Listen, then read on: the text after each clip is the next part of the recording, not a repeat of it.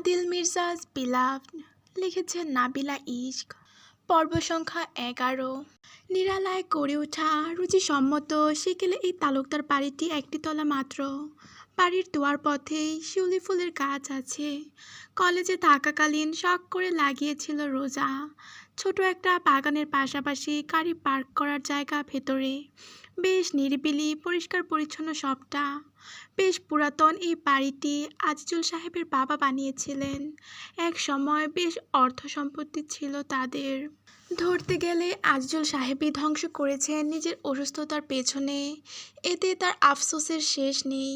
প্রায়ই বিলাপ জুড়ে দেন তিনি হয়তোবা মারা গেলেই ভালো হতো।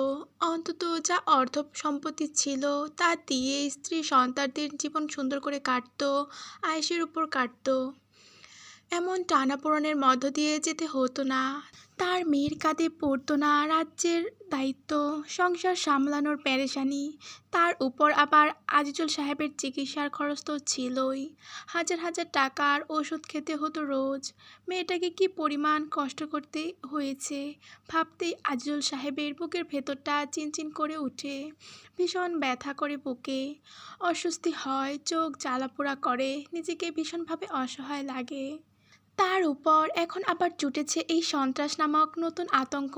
কি করবেন তিনি? ভীষণ সাধারণ একজন মানুষ আজিজুল সাহেব। শান্ত গোছের পুরুষ, অযথা একটা গালিও যে দেওয়া নেওয়া করে না। সেখানে এমন এক খানদানি সন্ত্রাসের বিরুদ্ধে কী বা করতে পারবেন? কতটুকু আওয়াজই বা তুলতে পারবেন? পুলিশ থেকে মন্ত্রীও তো এই সন্ত্রাসের হাতের কাছের মানুষ। পকেটে নিয়ে ঘুরেন। উল্টো ঝামেলা করলে তারা মারা পড়বে। আর স্বীকৃতি দিতেও দারুণ লজ্জা লাগছে যে আজিজুল সাহেবের রীতিমতো ভয় এইটুকুন হয়ে গিয়েছে। মাথার কাছে 4-5টা পিস্তল যে তাক করতে পারে, তাকে কিভাবে ভয় না পাবে? কিভাবে রক্ষা করবে তার মেয়েকে? বাবা হিসেবে কোনো দায়িত্বই যে তিনি পূরণ করতে পারলেন না। ছোটবেলা থেকে মেয়েটা তার সব কিছু একা সহ্য করে এসেছে, একাই লড়াই করে এসেছে। আজিজুল সাহেবের চোখের কোণে জল গড়িয়ে পড়ল। আড়ালে তা মুছেও ফেললেন বাম হাতের উল্টো পিঠ দিয়ে। কম্পিত ডান হাতটা বাড়িয়ে ঘুমন্ত মেয়ের মাথায় হাত রাখলেন। রোজার মাথাটা আজিজুল সাহেবের কোলে। ও ঘুমিয়েছে কিছুক্ষণ আগেই। ভীষণ ছটফট করছিল। মেয়েটা খুব আদরের তাদের। অনেক আদরেই একটু বেঁকে গেছে। লক্ষ্মীর পাশাপাশি কিছুটা তেড়া। এই তেড়ামি তাদের গোষ্ঠীর কারো ছিল বলে মনে হয় না। আজিজুল সাহেব, নিপা বেগম দুজনেই ভীতধাঁচের সাধারণ মানুষ, যাদের গণ্ডি এই বাড়িধারা পর্যন্তই। সেখানে মেয়েটা কিভাবে যে এমন হলো, কোনো কিছুই ওর উপর জোর করা সম্ভব না। বলে কয়েও শোনানো যায় না। তা স্বীকারোক সিদ্ধান্ত হোক কিংবা রিকোয়েস্ট, নিজের ইচ্ছের উপর সব করবে। তাই কখনো জোর খাটায়নি বাবা মা হিসেবে তারা। স্বাধীনতা দিয়েছে যে খুব।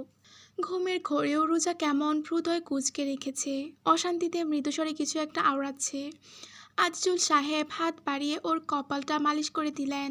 মুহূর্তে মিশে গেল রোজার কপালের ভাঁজ। আরও আরাম করে মাথাটা গুজেছে বাবার কুলে। দুয়ারের কাছেই অনেকক্ষণ ধরে দাঁড়িয়ে আছে নিপা বেগম। নীরবে কাঁদছেন, ভীষণ অসহায় অনুভব করছেন। তখন আতঙ্কে একটা শব্দ উচ্চারণ করতে পারেননি, অথচ চোখের সামনে এই সন্ত্রাস তার মেয়েকে বিয়ে করে ফেললো। মেয়ের সামনে যতই তিনি স্বাভাবিক থাকুক না কেন, তিনি স্বাভাবিক নেই। মাথা ভনভন করছে রাতের দৃশ্যগুলো ভাবতেই। তার মেয়েটা কিভাবে থাকবে অমন এক লোকের সাথে, যে কথায় কথায় পিস্তল মাথায় ধরে, খুন করতে চায় আশেপাশের সব মানুষ, যার হাতে গোটা দেশের ক্ষমতা আছে, যে ইচ্ছে করলেই তাদের গোটা পরিবারকে সহজে এক রাতে গুম করে দিতে পারে। কিভাবে আতঙ্কিত না হয়ে পারে নিপা বেগম? বাবা মা হিসেবে তারা যে ব্যর্থ। রাজু মায়ের আঁচল টেনে ধরে রেখেছে। চোখ মুখ এইটুকুন হয়ে আছে ছেলেটার। অগোচরে সম্ভবত কেঁদেছে। আজকের পর থেকে তার বোন আর তার থাকবে না ভাবতেই ওর গলা রোধ হয়ে আসছে। বোনের সুন্দর ঘুমন্ত মুখখানা দেখে ও ফিসফিস করে বলে, আমরা চলো পালিয়ে যাই মা, আপুকে নিয়ে দূরে কোথাও চলে যাই। প্রত্যুত্তরে নিপা বেগম ছলছল চোখে ছেলের মাথাটা বুলিয়ে দেন। নিঃশব্দে কাঁদেন কেবল। আঁচলে মুখ গুজে আর চোখে দেখতে পেলেন ওই বিশালদেহী বডিগার্ডের সতর্ক দৃষ্টি। কি বিশ্রী রকমের পাহারা দিয়ে রেখেছে, ঘরের ভেতরেও ছাড়েনি, এমন একটা ভান যেন তারা বড় কোনো অপরাধী।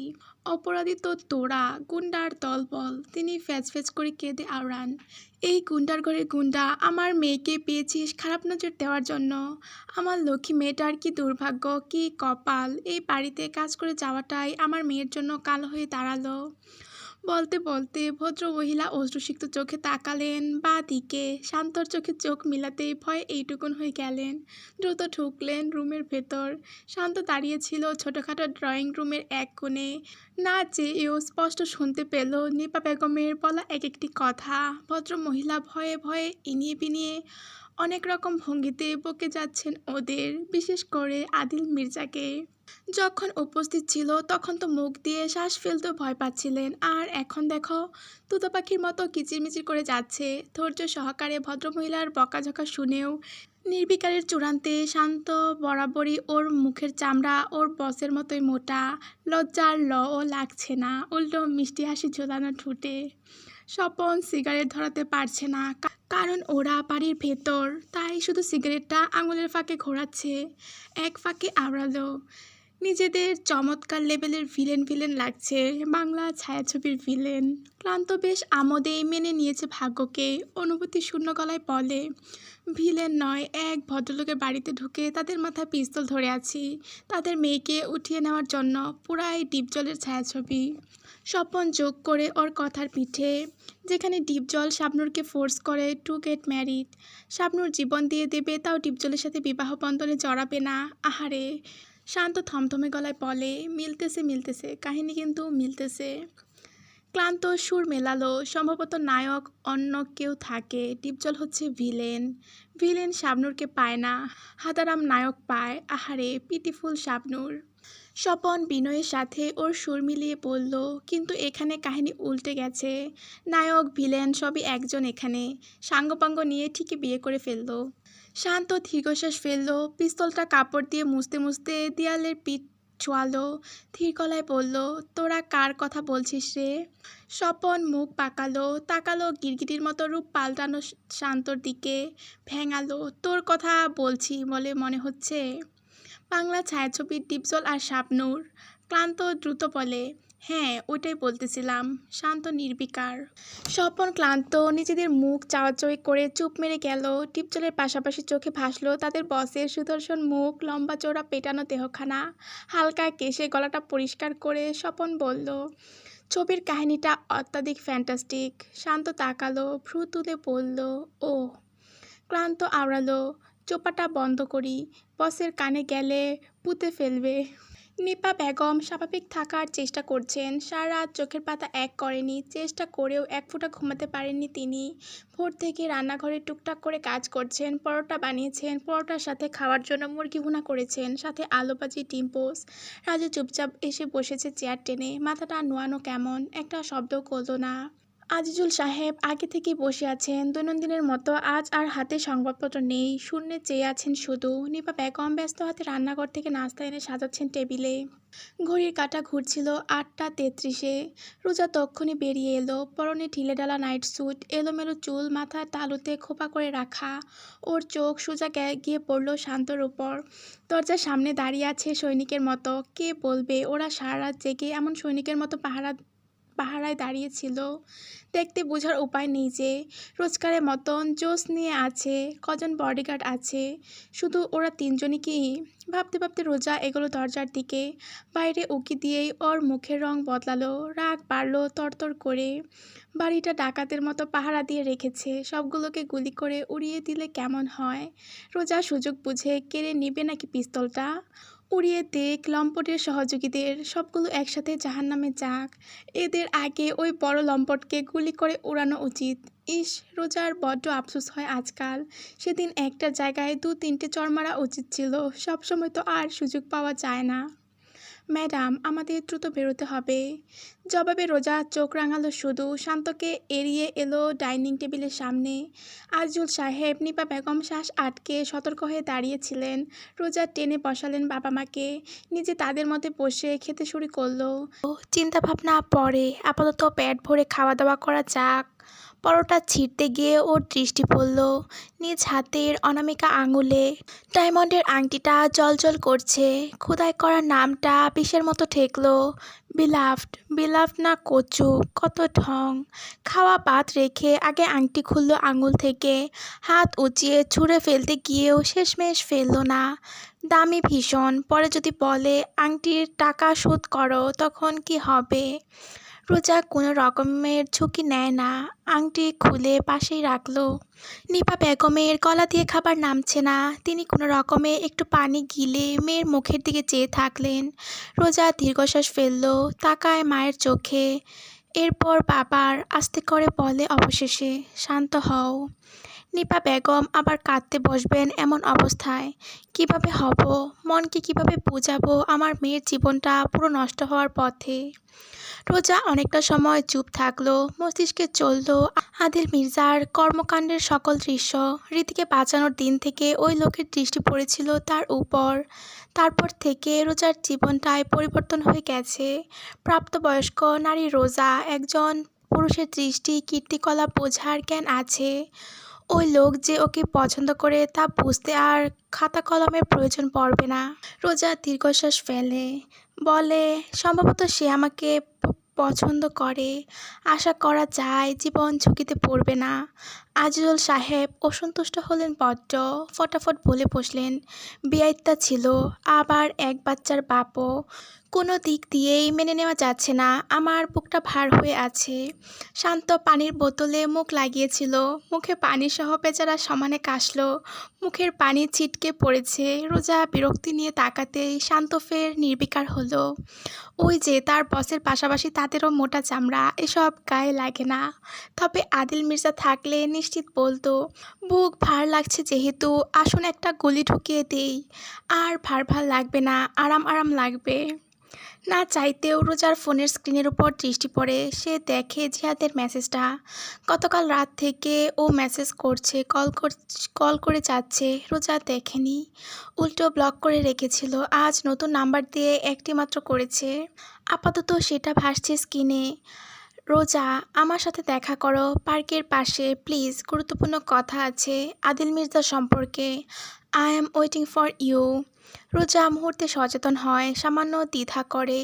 যদি গুরুত্বপূর্ণ বিষয় না হয়, এমনিতেই যদি ডাকে, তখন না হয় আবারও কিছু পেদানি ওটাকে দেওয়া যাবে। সেদিন মনের মাধুরী মিশিয়ে পেদানো সম্ভব হয়নি। তাকে ঠকানো এই রোজা তালুকদারকে। শান্ত সতর্ক হয় মুহূর্তে, কঠোরভাবে প্রশ্ন করে, ম্যাডাম আপনার আমাদের সঙ্গে যেতে হবে রোজা কথা শোনে না। ও তৈরি হয়ে বেরিয়েছে, হাতে গাড়ির চাবি। শুধু স্নান কণ্ঠে বলে, আমার একটু কাজ আছে, সরে দাঁড়ান। শান্ত সরে না, উল্টো স্বপন ক্লান্ত দুয়ার ব্লক করে রাখে। বাইরে আদেশ ছড়ে, গাড়ি স্টার্ট দে, আমরা ফিরবো। রোজা ওদের খেয়াল করে ভালোভাবে। ওদের আচরণে অনেক পরিবর্তন দেখা যাচ্ছে, আগের মতো নেই। আগে জোরপূর্বক ধরে বেঁধে হলেও রোজাকে আদেশ মানাতে চাইতো, কিন্তু আজ ওরা দূরত্ব বজায় রাখছে। তাকানো দূরের বিষয়, কাছেও ঘেঁষছে না। দূর থেকে যা বলার বলে যাচ্ছে। এক দুই মিলিয়ে রোজা আপ্লুত হয়, ফায়দা তুলে মুহূর্তে। বলে, কি জোর করবে? ধরবে আমাকে? থামাবে? থামাও তাহলে। কথাটুকু শেষ করে রোজা ওদের দিকে কদম বাড়ালো, যেন ধাক্কাধাক্কি করে হলেও ও বেরোবে। প্রায় কাছাকাছি আসতেই স্বপন ক্লান্ত সরে দাঁড়ালো। ওরা সব তাজ্জব। শান্ত পিছনে ছুটে ব্যস্ত গলায় বলে, ম্যাডাম আমাদের বাধ্য করবেন না ফোর্স করতে, গাড়িতে উঠে বসুন। রোজা শুনল না। সোজা এসে থামলো নিজের গাড়ির সামনে। শান্ত তখন দূরত্ব বজায় রেখেছে, মুখেই শাসাতে ব্যস্ত। রোজা দরজা খুলে ড্রাইভিং সিটে উঠে বসলো। গাড়ি স্টার্ট করে। শান্ত ধমকায় লোকদের, মেইন গেট বন্ধ করো। তবে তা আর সম্ভব হয় না। রোজাদের পুরাতন এই দরজায় সমস্যা আছে, ভাঙা আর কি। আজিজুল সাহেব ভীষণ মেহনতের সাথে রোজ মেরামত করে তালা মারতেন, তাই ওরা টেনে মুহূর্তে দরজা বন্ধ করতে ব্যর্থ হলো। রোজা গাড়ি টেনে বেরিয়ে গেল। পেছনে শান্ত দীর্ঘশ্বাস ফেলল। নিজের লোকদের ইশারা করে সব গাড়িতে উঠে বসলো। তিনটা গাড়ি ট্রেনের গতিতে বেরিয়ে গেল। পিছু নিল রোজার লাল গাড়িটার। শান্ত ড্রাইভারকে হুকুম করতে করতে ব্লুটুথ কানেক্ট করে কানে ঢোকালো। কল লাগালো অ্যালেনকে। এলেন তীব্র দ্বিধাদ্বন্দ্বে আবদ্ধ। খোঁচানিটা বেড়ে যাচ্ছে ক্রমশ। কি করবে বুঝে উঠতে পারছে না। আদিল মির্জা তখন মিটিংয়ে ব্যস্ত। ক্লায়েন্ট ইতালির। ভীষণ গুরুত্বপূর্ণ এই সময়ে এমন সংবাদ কিভাবে দেবে বা দেওয়া কি ঠিক হবে কি না। সচরাচর গুরুত্বপূর্ণ সময়ে অতি প্রয়োজন ব্যতীত ব্যাঘাত ঘটানো মৃত্যুসম। কিন্তু এলেন তাকালো সামনে। ক্লাস ওয়ালের বাইরে দাঁড়ানো ও স্পষ্ট দেখতে পেল আদিলকে। লম্বা টেবিলের মাথায় সিংহের মতো নিজ আসনে বসে আছে, পায়ের উপর পা তুলে। পরনে শুভ্র রঙের থ্রি-পিস স্যুট। হাতের পিস্তলটা ঘুরিয়ে ফিরিয়ে কিছু একটা বলছিল। কঠিন দৃঢ় ওই দৃষ্টিতে রাজ্য সমান আদেশ। এলেনের চোখে ভাসে গতকালের দৃশ্য। ব্যাস, এমনি সিদ্ধান্ত নিয়ে নেয় ও। দেরি করে না আর। দরজা ঠেলে ভেতরে ঢুকে মুহূর্তে উপস্থিত 12 জন পুরুষ নারীর আলোচনা বন্ধ হয়। আদিল ভ্রু তুলে তাকায়। এলেন কাছে গিয়ে বসের কানে মুখ নিয়ে জানায় সবটা। আদিলের চেহারা পরিবর্তন হয় না তেমন। নির্বিকার মুখখানা ধাপে ধাপে শুধু গম্ভীর হতে থাকে। এলেন কথা শেষ করতে পারেনি। পূর্বেই আদিল স্বাভাবিকভাবেই দাঁড়ালো। বসে থাকা বাকিরাও দাঁড়িয়ে পড়েছে। আদিল সামনের জনের দিকে হাত বাড়ালো, হ্যান্ডশেক করে জানালো, deal deal will discuss the remaining parts next week. Adil cabin থেকে বেরোলো দ্রুত কদমে। গলার টাইটা একটানে খুলে ছুঁড়ে মারলো এলেনের উদ্দেশ্যে। রাগে কপালের রগ কাঁপছে। ওর পেছনে বডিগার্ডদের সারি পুরো করিডোর জুড়ে আতঙ্কের সৃষ্টি করেছে। পার্কিং এরিয়াতে ইতিমধ্যে গাড়ির দরজা মেলে ধরা আছে। আদিল ধমকে উঠল চলন্ত অবস্থায়। একটা 4 ফুটের মেয়েকে ম্যানেজ করতে পারছে না। এলেন অপ্রস্তুত হয়। আওড়ায়, ম্যাডামকে কিভাবে। আদিল প্যাসেঞ্জার সিটে উঠে বসে না, ড্রাইভিং সিটের দরজা মেলে ধরে। এলেন দ্রুত ড্রাইভারকে বেরোনোর ইশারা করতেই ড্রাইভার চুবুথুবু মেরে বেরোয়। আদিল উঠে বসে ড্রাইভিং সিটে। পাশে এলেন বসতে বসতে বলে, বস আমি ড্রাইভ করছি। আদিল যেন শুনেনি, গাড়ি স্টার্ট করে। বিল্ডিং থেকে বেরিয়ে আর আগে পিছে তাকায় না, একটানে ড্রাইভ শুরু করে। নীরব রাস্তা জুড়ে ঝড় বয়ে গেল আচমকা। সারি সারি কালো গাড়ি একসঙ্গে রাস্তা পিষে ছুটছে হাওয়ার গতিতে। এলেনের হাতে দুটো ফোন। একটা থেকে ম্যানেজার জানালো, ভোদাইটা পার্কে বসে আছে সকাল থেকে, কে জানে কার জন্য। অন্যদিকে শান্ত জানালো, আমরা পার্কের দিকে যাচ্ছি। Madam is so good at driving. আদিলের চোয়াল শক্ত হয়। সেকেন্ডের জন্য চোখ বুজে নেয় তীব্র রাগ সামলাতে। মাথার ভেতরটা তপতপ করছে। গাড়ির স্পিড বাড়ে সর্বোচ্চ। রীতিমতো অ্যাক্সিডেন্ট হওয়ার মতো অবস্থান রাস্তায়। এক একটা গাড়ি নিজেদের প্রাণ বাঁচিয়ে কুল পাচ্ছে না। এলেনের মনে হলো আধ ঘন্টার রাস্তা চোখের পলকে পেরিয়েছে। সামনে তাকাতেই চমকে ওঠে এলেন। ওই তো সামনে থেকে আসছে লাল রঙের গাড়িটা। গাড়ির আশপাশে পেছনে তাদের লোক। মধ্যেই পার্ক। লাল গাড়িটা এসে কেবলই থামবে পার্কের সামনে। ও সময় সোজা আদিলের গাড়ি গিয়ে ক্রাশ খায় রোজার গাড়ির সামনে। তীব্র শব্দের পাশাপাশি লাল গাড়িটার সামনের অংশ থেতলে যায়। রোজা আতঙ্কে ধরফরিয়ে উঠে। রীতিমতো পেছাতে চাইলে সামনের গাড়িটা স্বেচ্ছায় টেনে সমানে পিছিয়ে নিতে থাকে। রোজা হতবিহ্বল। ও পাশে তাকালো বডিগার্ডসদের উদ্দেশ্যে, একটাও নেই, সবগুলো সরে গেছে। রোজা কাজ নামিয়ে চিৎকার করলো, পাগল নাকি। জবাবে শুধু পালাক্রমে একতরফা আক্রমণ সামলাতে হলো ওকে। ভালোভাবে তাকাতে শ্বাস আটকে এলো। ড্রাইভিং সিটে বসে আছে বস। মুখ চিনতে অসুবিধা হলো না। পুনরায় বিপরীত থেকে তীব্রভাবে আক্রমণ করতে স্টিয়ারিংয়ে থাকা রোজার হাত ভয়ে থরথর করে কাঁপলো। ও পাশ কাটাতে চাইলে যেন আক্রমণ ধারালো হয়। অগত্যা রোজা গাড়ি থামাতে বাধ্য হয়েছে। আদিলও গাড়ি থামিয়েছে। দরজাটা খুলে যখন বেরোলো, পাশাপাশি বেরোলো বাকি সব গার্ডসরাও। পুরো রাস্তাটাই ব্লক। রোজা পুনরায় দ্রুত গাড়ি স্টার্ট করে এ সুযোগে একটানে বেড়ে যেতে চাইলেও সম্ভব হয় না। সামনেই শান্ত এলেনসহ বাকিরা এসে দাঁড়িয়েছে। আদিল এসে সোজা নামানো কাচের জানালায় হাত ঠুকিয়ে দরজা আনলক করে একটানে বের করলো রোজাকে। বেচারি ভালোভাবে দাঁড়াতেও পারেনি। টেনে হিঁচড়ে নিতে চাইলেও পায়ে ব্যথা পায়। কোকিয়ে ওঠে। ছিলে যায় পায়ের চামড়া। আদিল থামলো। শক্ত চোখে দেখলো রক্তিম জেদি চোখজোড়া। ভাগ্নির মতো চেয়ে আছে কেমন। আদিলের সতর্ক চোখ যায় অদূরে। জিহাদ চেঁচিয়ে ছুটে আসছে। আদিল চোখের পলকে রোজাকে কোলে তুলে কদম বাড়ালো গাড়ির দিকে। অগ্রাহ্য করলো ওর চেঁচামেচি মুচড়ামুচড়ি। আপনি আমার সঙ্গে এমন করতে পারেন না। শান্ত প্যাসেঞ্জার সিটের দরজা মেলে ধরেছে। রোজাকে জোরপূর্বক বসিয়ে আদিলও উঠে বসলো। ইতোমধ্যে গাড়ি স্টার্ট হয়েছে, ছুটেছে সমানে। আদিল জানালার কাছে দিয়ে দেখতে পেল চলন্ত গাড়ির পেছনে ছুটতে থাকা জিহাদকে। ডাকছে। রোজা বোধহয় উদ্বিগ্ন হলো কিছুটা। ও মাথা ঘুরিয়ে জানালা দিয়ে তাকাতে চাইলো। আদিল মুহূর্তে শক্ত করে চেপে ধরল ওর চোয়াল। মসলিন ভঙ্গিতে ফিরিয়ে আনে নিজের দিকে। ছলছল চোখে নিজের দৃষ্টি মিলিয়ে বিড়বিড়িয়ে বলে, আমি সব পারি, জোর খাটানো সহ্য হয় না। আমি আমার উপর জোর খাটাতে ভীষণ পছন্দ করি। And you are mine, Mrs Adil. Roza চোখ রাঙালো। কিছু বলার পূর্বেই আদিল রুক্ষ ভঙ্গিতে ছাড়ল ওর চোয়াল, ধরল ওর নরম হাতটা। অনামিকা আঙ্গুলে নেই তার দেওয়া আংটিটি। আদিল নীরবে শুধু তাকায়, দৃষ্টি দিয়েই প্রশ্ন করছে। রোজা জবাব দেয় না, জেদ ধরে চেয়ে আছে। থমথমে নীরবতা ভাঙল আদিলের অনুভূতিশূন্য কণ্ঠে। যে আঙুলে আমার দেওয়া আংটি শোভা পায় না, ওই আঙুল রাখার দরকার কি? কেটে ফেলি? রোজার চোখ বড় বড় হয়ে আসে, মুখটা হা হয়ে গেছে। শিরদাঁড়া বেয়ে নামে ভয়ের স্রোত। ওর আতঙ্কিত মুখের চেয়ে আদিল হাতটা বাঁকিয়ে ধরল। ব্যথায় ভেজা চোখে জল জমল রোজার। ও রীতিমতো জানালার কাচের সাথে মিশে গেছে। আদিল ঝুঁকে আছে ওর উপর, শীতল গলায় প্রশ্ন করল, আংটি কোথায়? জবাব না পেয়ে সঙ্গে সঙ্গে হাতের উপর ভয়াবহ জোর দিতেই রোজা কোকিয়ে আওড়ালো, গাড়িতে, আমার ব্যাগে।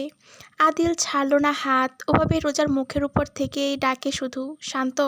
শান্ত বুঝে নেয়। স্বপন রোজার ভাঙা গাড়িটা চালাচ্ছিল আদিলের গাড়ির পাশাপাশি। শান্ত ব্লুটুথে জানাতেই স্বপন চলন্ত গাড়ি থেকে জানালা দিয়ে ব্যাগ ট্রান্সফার করে দিয়েছে। শান্ত না ফিরে প্যাসেঞ্জার সিট থেকে বাড়িয়ে ধরল ব্যাগটা। আদিল নেয় না, চেয়ে থাকে রোজার এড়িয়ে বেড়ানো চোখে। রোজার ইচ্ছে করল মুক্ত বাম হাতে একটা চড় মারতে গুন্ডাটাকে। অসভ্য কোথাকার। ও এক পলক চেয়ে বলল, ছাড়ুন। আদিল যেন শোনে না। রোজা চোখ বুঝে মেনে নেয় নিয়তি। লজ্জায় ওর মাথা কাটা যাচ্ছে। অমন জলদস্যুরা বাহুতে আটকে থেকে হাত বাড়িয়ে নিল ব্যাগটা। মুক্ত বাম হাতে কোনো রকমে তাড়াহুড়ো করে বের করলো আংটিটি। ধরুন আপনার আংটি, সরুন এবার। আদিল সরল না, তবে বেঁকিয়ে ধরা হাতটা ছাড়ল। স্বস্তির শ্বাস ফেলল রোজা। ওর হাতটা বোধহয় ভেঙেই ফেলেছে। আদিল রুক্ষ ভঙ্গিতে চোখের পলকে আংটিটা ফের পরিয়ে দিল রোজার অনামিকা আঙুলে। নেক্সট টাইম সোজা হাতটা কেটে ফেলবো।